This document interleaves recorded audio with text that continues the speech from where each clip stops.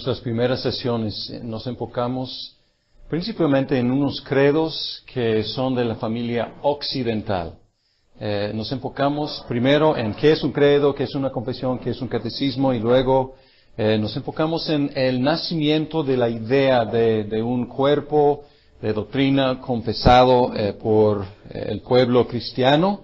Vimos que nacieron los credos de las palabras interrogativas en el bautismo, y en el occidente la primera forma fue el antiguo credo romano.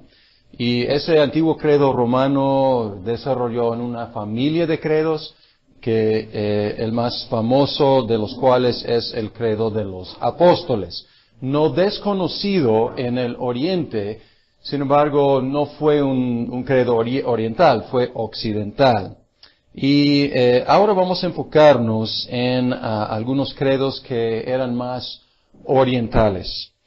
Y sobre todo, pues, el famoso credo de Nicea y luego el credo niceno, que no es la misma cosa.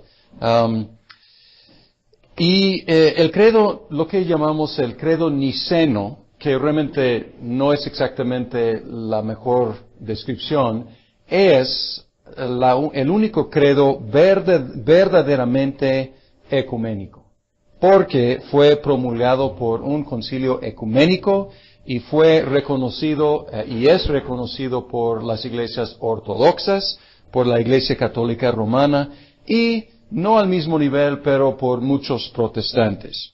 Su historia, vamos a empezar con la historia de este credo niceno. Y la verdad tengo que advertirles que la historia es bastante compleja. Vamos a empezar hablando con algunos credos antiguos en el Oriente. Y por un lado, la historia en el Oriente es la misma que la historia en el Occidente, en sentido de que los credos nacieron por el mismo impulso de tener preguntas para los que iban a ser bautizados. Y por lo tanto, los credos en el Oriente también son trinitarios.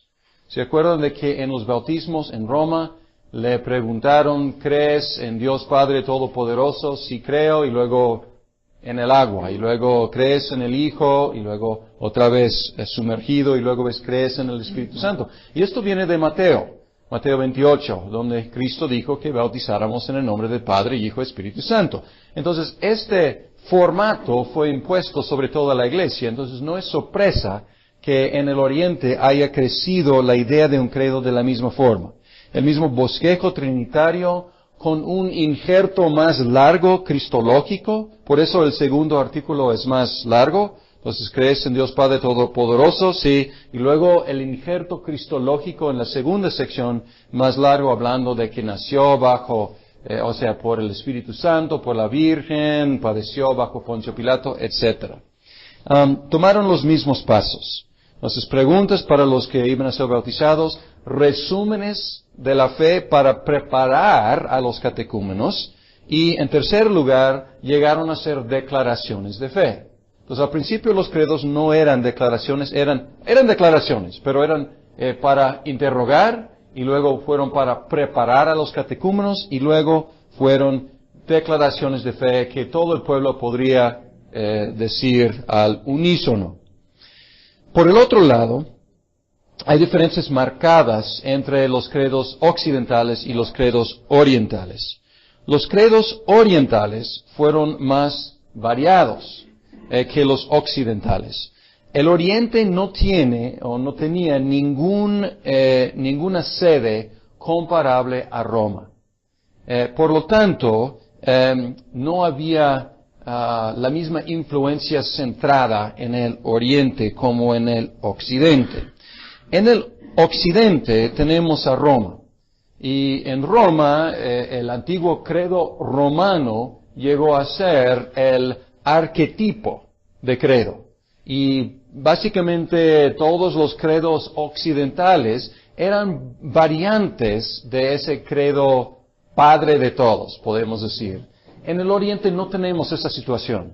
En el Oriente tenemos varias sedes de importancia, pues Antioquía, eventualmente Constantinopla, pero al principio Constantinopla ni existía como Constantinopla, Bizantio era, y Alejandría, Cesarea, Jerusalén, entonces no había la centralización. Por lo tanto, los credos orientales eran más regionales.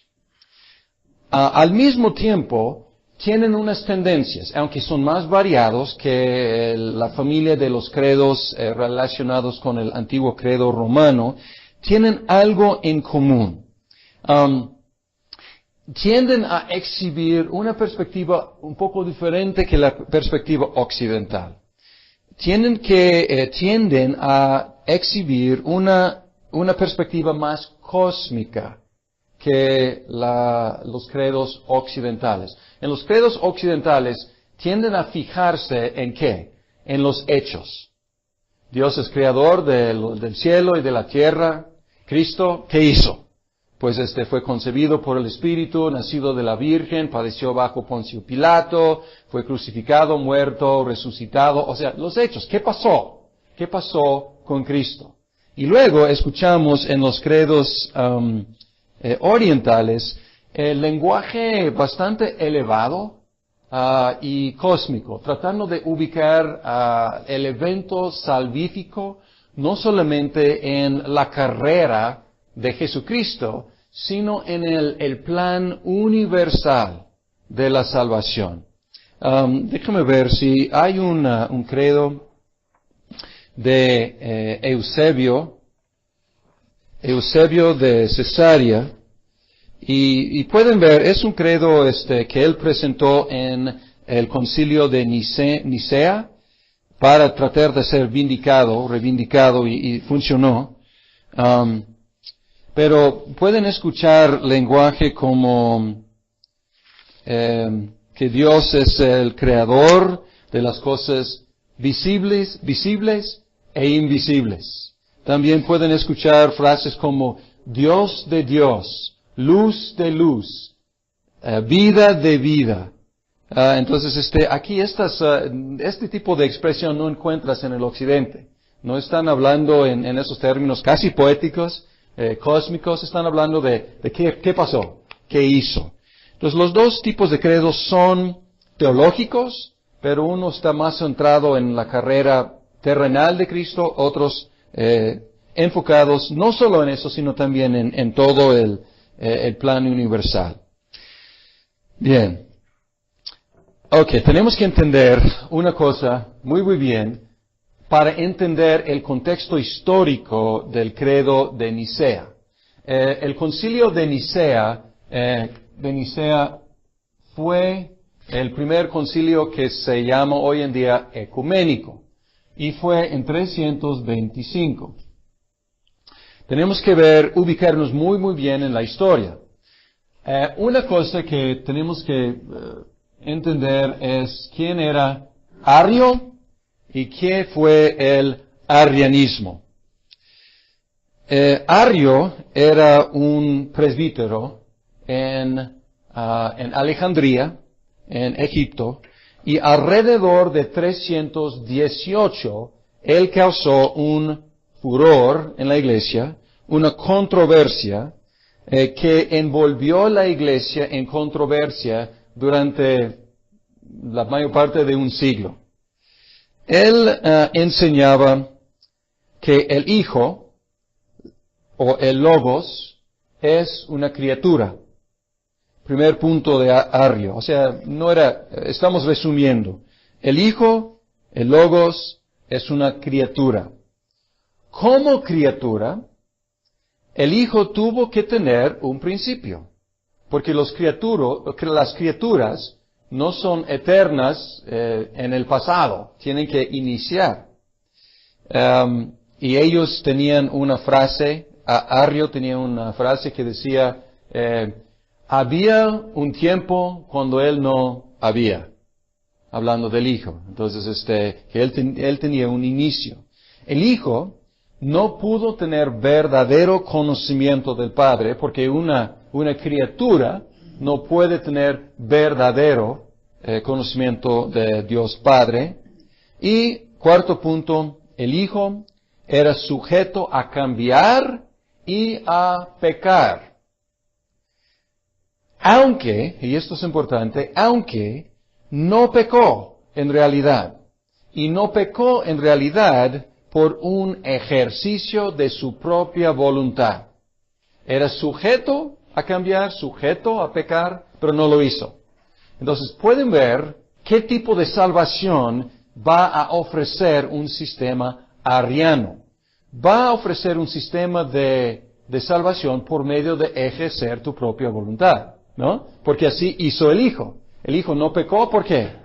Por fuerza, por ejercer su voluntad. Entonces, ¿cuál va a ser la predicación? ¿Cuál va a ser el mensaje para nosotros? Echen ganas.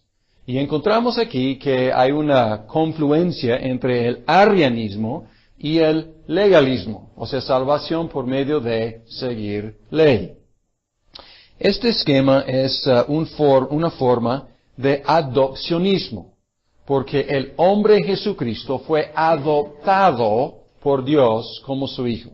Entonces, es mucho más allá, mucho arriba, superior a nosotros, pero no es Dios, es el Hijo adoptado de Dios. Luego, otro evento, tenemos esto en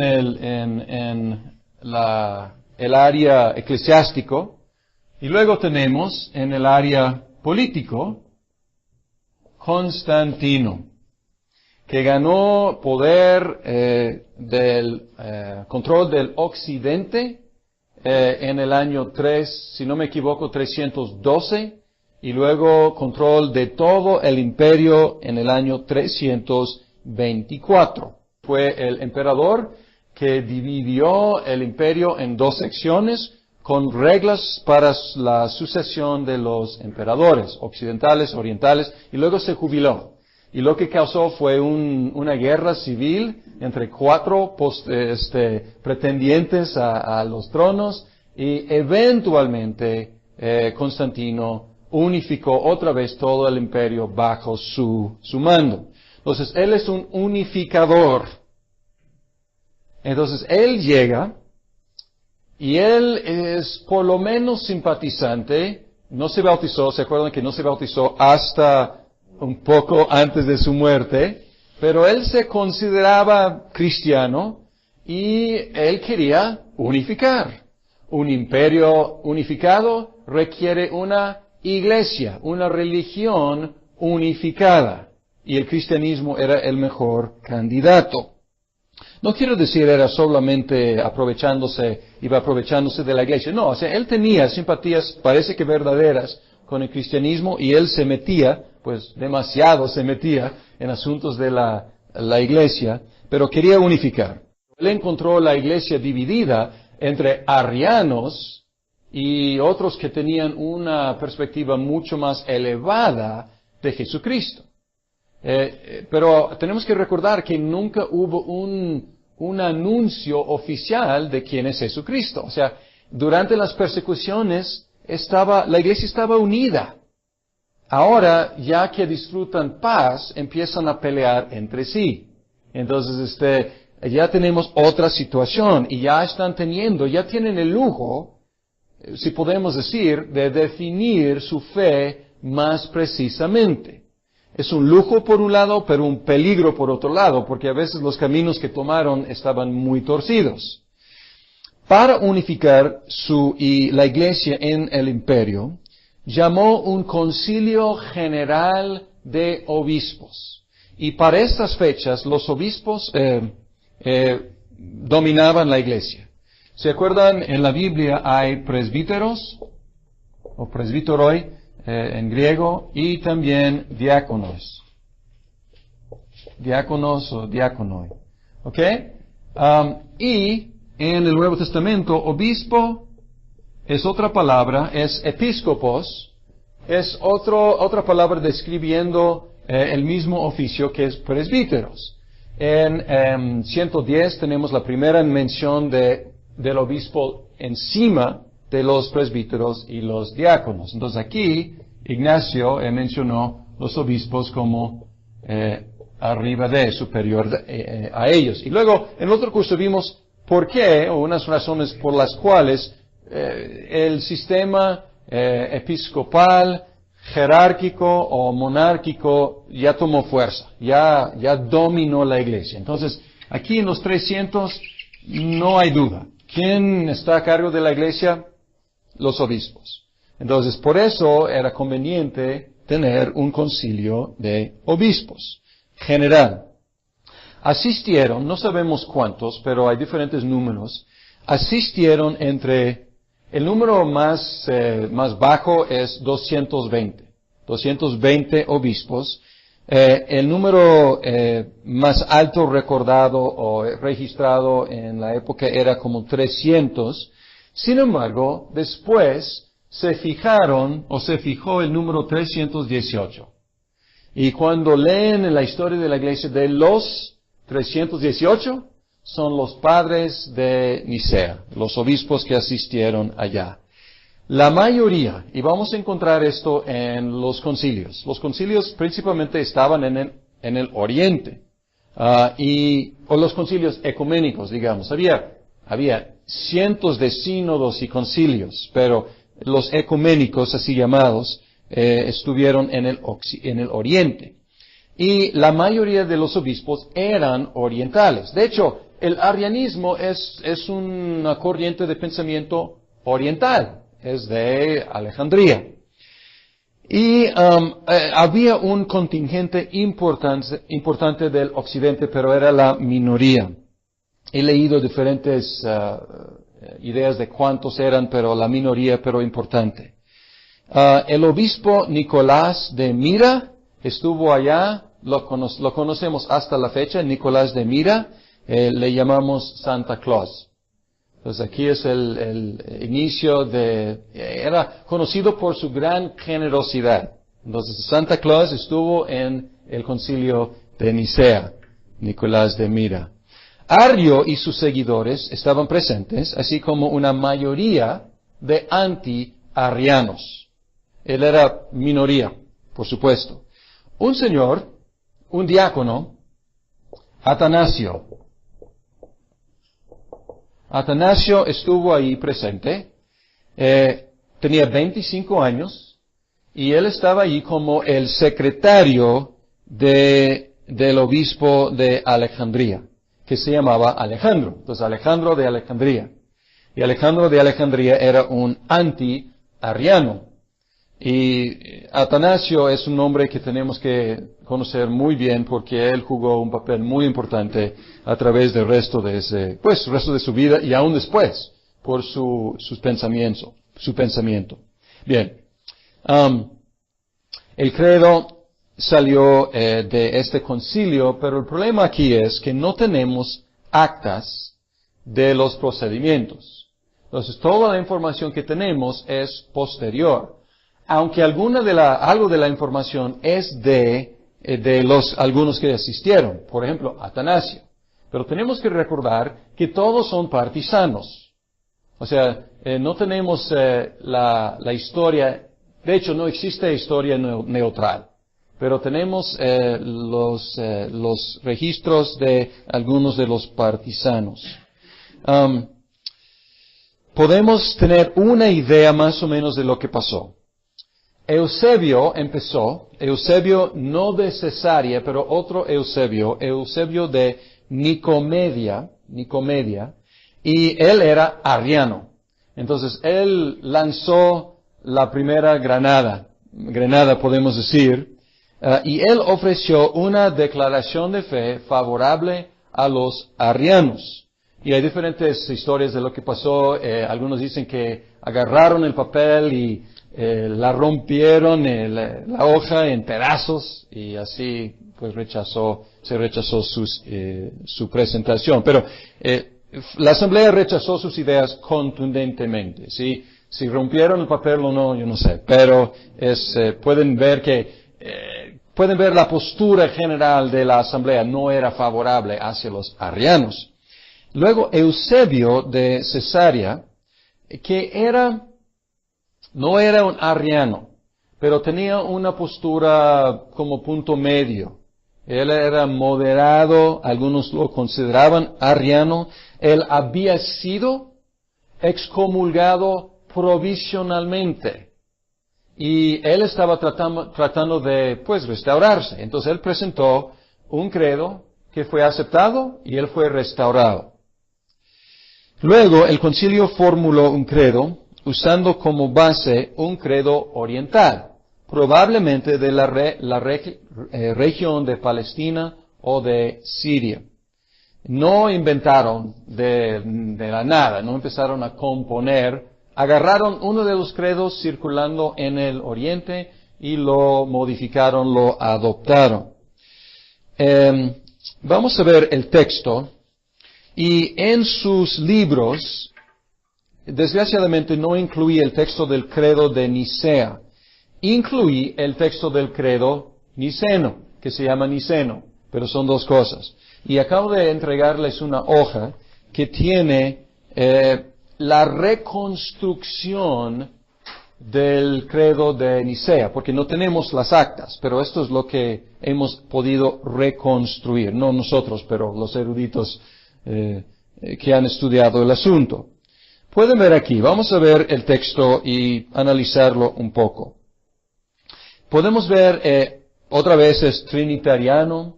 El primer artículo no tiene nada de sorpresa. Creemos en un Dios Padre Todopoderoso, hacedor de todas las cosas visibles e invisibles. Nada sorprendente ahí. Muy estándar. Ahora, y en un Señor Jesucristo, el Hijo de Dios, engendrado como el unigénito del Padre. Es decir, y aquí podemos ver una cláusula injertada anti-arriana, como rompe el esquema, es decir, porque nuevamente si estamos confesando la fe en una forma poética, fluida, no decimos, o sea, y lo que quiero decir es, o sea, entonces aquí podemos ver una cláusula injertada, es decir, de la sustancia del Padre, y vamos a conocer una palabra muy bien, de la usia del Padre. De la usia. Esta es una palabra griega transliterada de la usia. La sustancia en latín dicen substantia, en griego es usia. De la usia del Padre. De la misma esencia del Padre. Y luego, todas estas cláusulas, Dios de Dios, luz de luz, Dios verdadero de Dios verdadero. Redundante, ¿no? Pero ahí está, sí, están ahí, enfatizando quién es Jesucristo. Y luego, engendrado, no hecho. Entonces, otra vez, o sea, si no captaron la idea, aquí está. No tiene principio y él fue engendrado, no hecho. Y luego, consubstancial al Padre. Y aquí tenemos una palabra que va a jugar un papel importantísimo en la historia de esta controversia. Usia, y si ponemos un prefijo, homo quiere decir mismo, homo, usia, y es la palabra que encontramos aquí, aunque es en masculino. Entonces es homo, usios, con el Padre. Esa es la palabra griega transliterada en letras latinas. Homo usios, con el Padre. Y luego, ¿qué más? Mediante el cual todas las cosas fueron hechas, tanto las que están en los cielos como las que están en la tierra. Entonces es creador también, quien para nosotros, los humanos, y para nuestra salvación descendió y se hizo carne, se hizo humano, y sufrió, resucitó al tercer día, y vendrá a juzgar a los vivos y a los muertos. Entonces aquí, de la carrera de Jesús en la tierra, no tenemos mucha información, ¿no? O sea, este credo no menciona a Poncio Pilato, no menciona que fue sepultado, o sea, ni siquiera crucificado, ¿no? Sufrió. Sufrió. Entonces aquí no hay énfasis en lo que hizo. Esto se toma como algo ya conocido. Entonces están enfocándose en quién es Jesucristo. Y aquí pueden escuchar frase tras frase anti-ariana. Y luego al final, y pueden ver ahí abajo, hay unas anatemas. Anatema. Un anatema es una condenación. Cuando dicen que sea anatema es que sean condenados. ¿Ok? Aquí tenemos anatemas. Y aquí lo que hicieron fue tomaron de los escritos de Arrio algunas de sus frases, sus lemas, y contradijeron exactamente, o sea, esas frases. A quienes digan, pues, que hubo cuando el Hijo de Dios no existía, y que antes de ser engendrado no existía, y que fue hecho de las cosas que no son, o que fue formado de otra usia, sustancia o esencia, o que es una criatura, o que es mutable o variable, a estos anatematiza la Iglesia Católica. Entonces, no puede quedar más claro, ¿no? Pues aquí, algunos que dicen, y ahí están presentes, Nicodemo, Eusebio de Nicomedia, Arrio y otros de los arrianos. Entonces, luego el emperador estuvo presente, participó en los debates, pero no pudo votar, porque no es obispo. Y después de escuchar este credo, el emperador expresó su opinión, y su opinión era una amenaza para quienes no estuvieran de acuerdo con ese documento. Entonces les convenía, pero mucho, firmar ese documento. Y todos menos Arrio y 2 seguidores más fieles firmaron el documento. Algunos de los cuales en una forma no honesta. Por ejemplo, Eusebio de Nicomedia, él firmó el documento. Y hay una tradición que cuando Arrio estaba saliendo de la asamblea, él gritó a Eusebio diciendo, tú firmaste simplemente para no ser exiliado, pero yo predijo que dentro de 1 año también vas a ser exiliado. Los 3 que no firmaron, Arrio y sus 2 compañeros, fueron depuestos de sus sedes. Él era presbítero, no era obispo, pero eran depuestos, y Arrio fue exiliado. Y su profecía en cuanto a Eusebio de Nicomedia se cumplió. Dentro del año él también fue exiliado. Entonces, aparentemente, con el credo de Nicea, con este primer concilio de Nicea, el arrianismo fue derrotado definitivamente. Pero Nicea realmente resultó ser solamente la primera batalla en una guerra que duró básicamente la gran parte del resto de ese siglo. Vamos a ver algunas consecuencias, algunas secuelas del concilio de Nicea. Curiosamente, el impacto del credo fue, de lo que podemos ver de los escritos del tiempo y de las prácticas del tiempo, el impacto del credo fue casi nulo. No se menciona otra vez durante los próximos 30 años. Casi. Hay algunas menciones, pero muy escasas, muy pocas menciones. Aparentemente lo que la gente hizo fue, Nicea sirvió su propósito. Derrotó a los arrianos. Ya vamos a regresar a la vida. En el occidente vamos a seguir confesando la fe con lo que llamamos nosotros el antiguo credo romano. En el oriente estamos felices de la vida con nuestros credos regionales. Vamos a seguir confesando la fe con esos credos. Algo que regresando al texto, el tercer artículo que dice, y en el Espíritu Santo. No amplifica nada, simplemente allá. Espíritu Santo existe y hasta ahí. Ok, ahora, la historia, regresando a la historia. La diferencia aquí, este credo es diferente que todos los otros credos. Todos los otros credos habían sido credos para el pueblo. Este credo, por primera vez, es credo para los obispos. Es credo para los teólogos. Y por eso es una categoría aparte. Y es primero de muchísimos credos que iban a producir en los próximos siglos.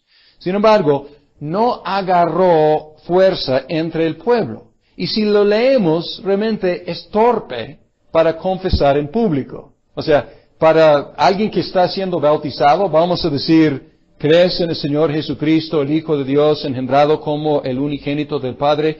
O sea, no es fluido, no se presta para un uso litúrgico, es para los teólogos. Sirvió su propósito, derrató el arrianismo y ahí quedó. Pero, desde Nicea hasta el concilio de Constantinopla, en 381, la controversia seguía entre los arrianos y ahora los anti-arrianos podemos llamarlos nicenos. Los que están de acuerdo con Nicea, los nicenos, y también es un poco torpe, pero se usa en la literatura, podemos llamarlos los homoousianos. Los homoousianos, los que declaran que el Hijo es de la misma esencia que el Padre. Los niceos, los anti-arrianos y los homoousianos es el mismo grupo. Y la controversia seguía. Arrio regresó a Constantinopla en 334, 9 años después del concilio. Y él convenció a Constantino, el emperador, que lo restaurara. Y él presentó, y tenemos su credo. Él hizo un credo, una declaración de fe. Y si lees este credo, dices, pues a lo mejor. Él evitó algunas de sus ideas más radicales y él trataba de conformarse más a la fe nicena, aunque por supuesto no declaró que Dios o el Hijo es homoousios con el Padre. Y Constantino, ¿qué buscaba? Buscaba unidad. Y pues no le conviene tener ahí esa herida, sangrando en su imperio y ese conflicto. Entonces él estaba dispuesto a restaurarlo.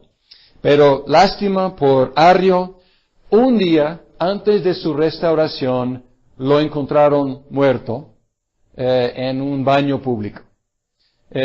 No hay mención de nada fuera de lugar. Murió. Pero un día antes de su restauración.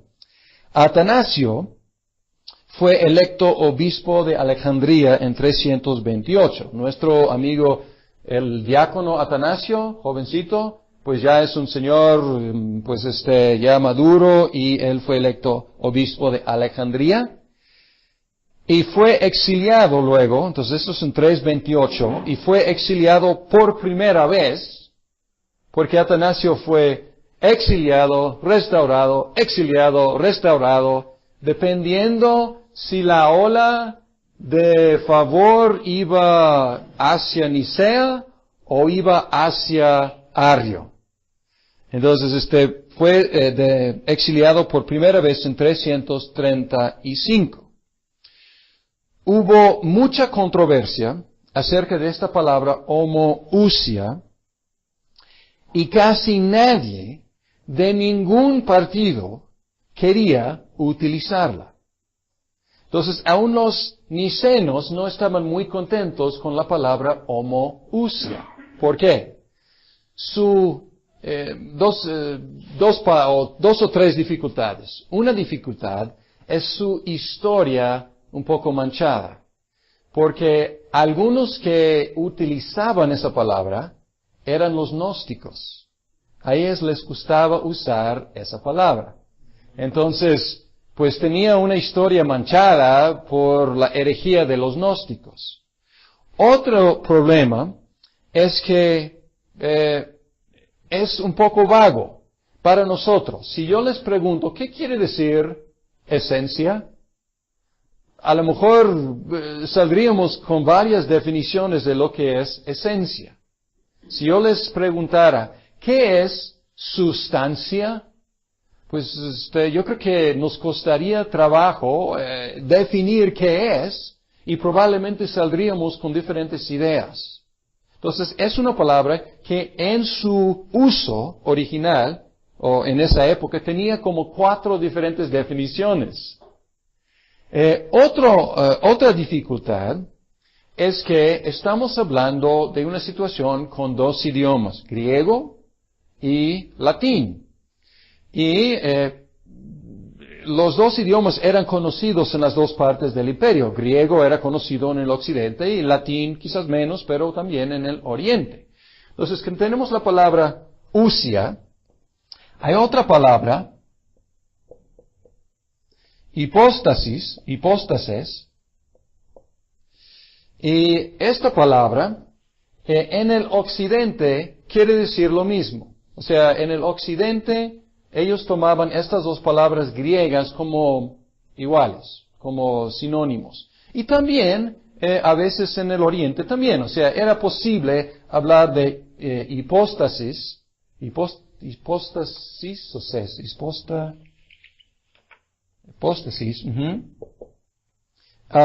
como queriendo decir esencia, identidad,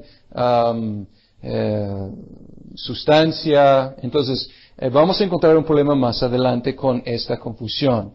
Y la oposición de muchos de los nicenos a esta palabra es que no es bíblica. No es bíblica. Y al principio ellos querían hacer una declaración de fe con puras frases bíblicas.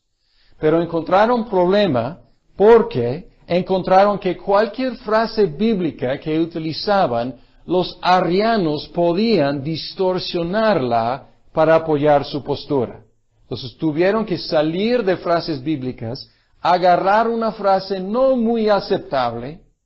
Sin embargo, era lo mejor que podrían hacer en el momento, porque al escuchar ousia, al escuchar homoousia, los arrianos pues mostraron su bandera y dijeron para nada.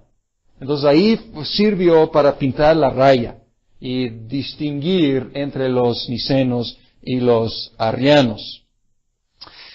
Durante estas décadas de controversia, podemos distinguir 4 posturas. Y todas las posturas tienen nombres difíciles, raras. Tenemos los nicenos, que ya mencioné, pues los nicenos son los homoousianos. Aunque Atanasio no utilizaba esa palabra. Luego había un grupo de homoiousianos. Homoiousianos, a veces se encuentran esta palabra. Yo estoy no siguiendo quizás la costumbre, pero a veces ponen e aquí en lugar de i. Pero en griego es una iota y estoy tratando de quedarme un poco con el griego. Entonces los homoiousianos. Entonces, homo quiere decir mismo. Homoi quiere decir igual, semejante, parecido. Entonces, es una pequeña diferencia aquí, pero una diferencia, o sea, de una iota, pero esta iota causó mucha controversia. Otro grupo, y este grupo era un grupo, ya mencioné a Eusebio de Cesarea, y a veces escuchamos de los eusebianos. También podemos llamarlos los homoianos. Porque la palabra homoios quiere decir semejante. O sea, viene de aquí. Es la misma palabra, homoi. Pero estos están diciendo similar en esencia. Y estos están diciendo simplemente, son similares. Entonces es mucho más débil esta declaración que esta declaración. Y esta declaración es menos fuerte que esta. Entonces vamos, esta es la cristología más elevada. Esencialmente, pues, mismo que el Padre. Aquí, esencialmente, semejante al Padre. Y aquí, se parecen. Hay algo de similitud entre ellas. Y obviamente, esta postura es muy vaga. Y muchos podrían decir, pues, claro. Y hasta estos podrían decir, sí, claro, pero es mucho más. ¿Ok? Y luego otro grupo, y estos son los arrianos en sí. El grupo más radical que fue derrotado en Nicea son los anomoianos. Y estos son los arrianos verdaderos. Y esto quiere decir, niega, entonces es que son diferentes, es decir, que no son similares. Anomoianos. Ok, entonces esto es complicado, ¿no? En general, el occidente sospechaba y a veces acusaba al oriente de tener simpatías arrianas, porque había muchos eusebianos, había muchos homoianos, que es muy vago, y a los arrianos a veces podrían, está bien, yo puedo decir eso. Entonces podrían esconderse ahí con una palabra vaga. Entonces en el occidente sospechaban y acusaban a los orientales de tener simpatías arrianas, mientras que en el oriente sospechaban y acusaban al occidente de tener simpatías monarquianistas. Monarquianismo, ¿cómo suena? Es decir que pues Dios es rey. Y una forma de monarquianismo es sabellianismo,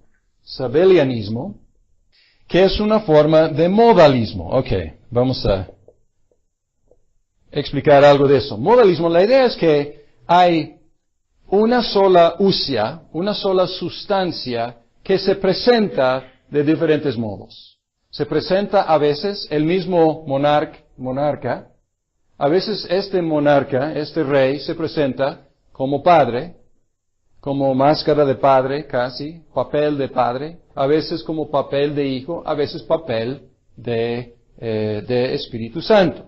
Entonces aquí el occidente está diciendo al oriente, están poniendo mucha diferencia entre las personas. Están llegando a decir que no son similares. Y los orientales están viendo a los occidentales y están diciendo, ustedes están aplastando las diferencias, están ignorando las diferencias entre Padre, Hijo y Espíritu Santo. Y ustedes están haciéndolos no solamente iguales, sino la misma persona. Entonces, es un tipo de unitarianismo, o sea, un solo Dios con básicamente una sola persona que se presente con diferentes fachadas. Entonces, eran las sospechas, eran las acusaciones entre Oriente y Occidente. Es decir, para decirlo en palabras más sencillas, es decir, que el Occidente enfatizaba la unidad de Dios y el Oriente enfatizaba las diferencias entre Padre, Hijo y Espíritu Santo. En 359, el emperador Constancio, el papá de Constantino se llamaba Constancio Cloro, y uno de sus hijos se llamaba Constancio. Para esta fecha ya Constantino está muerto. Desgraciadamente hubo un masacre de los hermanos, medio hermanos de Constantino, y tres hijos de Constantino quedaron como coemperadores. Empezaron a pelear entre sí. Eventualmente Constancio llegó a ser el emperador romano gobernando todo el imperio. Constancio tenía simpatías homoianos, eusebianos. ¿Por qué? Pues a lo mejor por convicción religiosa, pero también quería unificar. Él unificó otra vez, quería unificar a la iglesia, siguen peleando sobre iotas, y a lo mejor le pareció ridículo, y le pareció también peligroso. Entonces, pues él agarró un punto medio, o sea, ¿quién no puede decir, quién no puede afirmar que el Padre y el Hijo se parecen? ¿Quién no? O sea, según estos, pues, es algo que todos pueden afirmar. Los arrianos podrían afirmar, los homoousianos podrían decir que si por lo menos son similares. Entonces, en 359, el emperador forzó que los obispos firmaran un credo homoiano, lo cual fue ratificado en un concilio general en 360 en Constantinopla. Ese credo prohibió el uso de la palabra usias. Prohibió. Entonces, este concilio y este credo ya derrotó Nicea. Entonces, aquí podemos ver que Nicea parecía ser la derrota final definitiva del arrianismo, y ahora podemos ver que este credo en 360 y este concilio general fue la derrota aparentemente definitiva de la fe de Nicea y el credo de Nicea. Pero tampoco. La batalla seguía. Durante los siguientes 20 años, los sucesos teológicos y los sucesos políticos conspiraron para restaurar una vez más la fe nicena. Y una cosa que podemos ver es la sucesión de los emperadores. Constancio, hijo de Constantino, apoyó a los arrianos, por lo menos a los homoianos, los eusebios. Juliano, primo de Constantino, que sobrevivió el masacre de los parientes de Constantino, él no estaba muy dispuesto a... Él iba con la corriente cristiana, pero en su corazón no era cristiano, porque estos cristianos habían matado a su papá. Entonces, no estaba nada feliz con los cristianos. Entonces, Juliano, él llegó a ser, después de Constancio, él llegó a ser el emperador, y lo llamamos Juliano el apóstata, porque él quería revivir el paganismo antiguo. Y el pueblo no lo tomaba muy en serio, pero él sí. O sea, ofreciendo sacrificios a los dioses antiguos, reviviendo el sacerdocio pagano y yendo en contra de la iglesia. Entonces la iglesia otra vez, por un lapso de tiempo, estaba otra vez teniendo que enfrentarse con una persecución. Entonces ya como el debate interno ya abatió un poquito. Luego siguió Joviano. Joviano era niceno. Entonces, perfecto, otra vez un emperador niceno, pero él gobernó, él reinó un solo año. Él estaba en proceso de revivir la fe nicena, pero murió. Valentino en el occidente y Valentio en el oriente. Valentino era niceno en el occidente, y el occidente tendía a ser nicena. y su hermano era Eusebiano, un homoiano, Valentio en el oriente. Luego, Graciano en el occidente y Teodosio en el oriente, los dos eran nicenos. Y Teodosio luego convocó un concilio oriental en Constantinopla en 381 para ratificar la fe de Nicea. Teodosio. Entonces, ya los dos emperadores nicenos, ya el oriental quiere ratificar, él llama un concilio meramente regional, occidental. El anterior concilio, que había promulgado el omainismo y había prohibido la palabra usias, fue general, había representantes de Oriente y Occidente. Este concilio en Constantinopla 381 fue regional. Y ahí ratificaron la fe de Nicea. En general, el Occidente era niceno. Esto es irónico, porque Nicea está en el Oriente. Fue un documento producido principalmente por obispos orientales. Pero en el occidente ellos fueron los nicenos. Mientras que la confusión reinaba en el oriente. Este debate principalmente es un debate, una controversia oriental. Y había mucha simpatía arriana, pero luego empezaron a unificarse. Atanasio promovió más unidad entre los los homousianos y los homoiusianos, porque cuando empezaron a platicar entre sí, se dieron cuenta de que estaban diciendo básicamente lo mismo.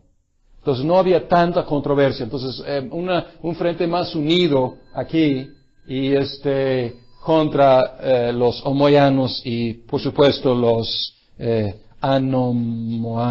moanos. Y ahora bien, estamos llegando al concilio de Constantinopla. Dos otras controversias, entonces ya por fin, Nicea triunfa en el concilio de Constantinopla.